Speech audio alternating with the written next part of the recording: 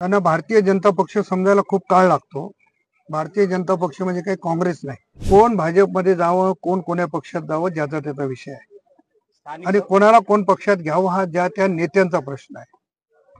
अमर राजूरकरांच्या अंगावरची हळद निघाली नाही. त्यांना भारतीय जनता पक्ष समजायला खूप काळ लागतो. भारतीय जनता पक्ष म्हणजे काही काँग्रेस नाही. आणि अमर राजूरकरांनी जे स्टेटमेंट केलंय ते चिखलीकरासाठी नाही, ते आदरणीय नारायणराव राणे, आदरणीय रावसाहेब दानवे आणि रक्षाताई खडसे यांच्यासाठी केलेलं आहे. आणि त्यांनी भारतीय जनता पक्षाच्या नेत्याला ललकारलंय आणि त्यांना सांगितलं नाही तुमच्या घरात दोन पक्ष ठेवू नका.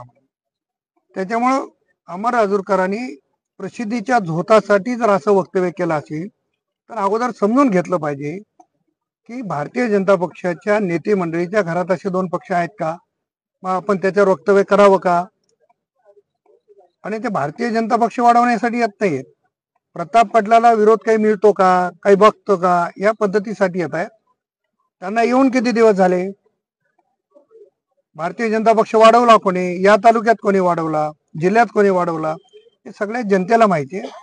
त्याच्यामुळे त्यांच्यावर मी बोलायची गरज नाही. अगोदर त्यांनी त्यांच्या नेत्याला विचारावं, भारतीय जनता पक्षाची संस्कृती समजून घ्यावी आणि मग स्टेटमेंट करावं असं माझं मत. 24 तारखेला अशोकराव चव्हाण साहेबांची कंधार येथे सभा नाही, अशोकराव घेतील ना तर आणखी कोणी घेईल. पक्षवाढीसाठी ज्यांचा त्यांचा अधिकार आहे. साहेब, आपण आतापर्यंत त्यांनी अनेक कोणत्याही पक्षात असताना सभा घेतल्यात, तर नवीन काय? परंतु आता जे पक्ष निवडणूक झाल्याच्या नंतर भाजपमध्ये येण्याची संख्या खूप वाढलेली आहे आणि एकनाथ पवार भाजपमध्ये येण्याची शक्यता. कोण भाजपमध्ये जावं, कोण कोण्या पक्षात जावं, ज्याचा त्याचा विषय आहे. आणि कोणाला कोण पक्षात घ्यावं हा ज्या त्या नेत्यांचा प्रश्न आहे.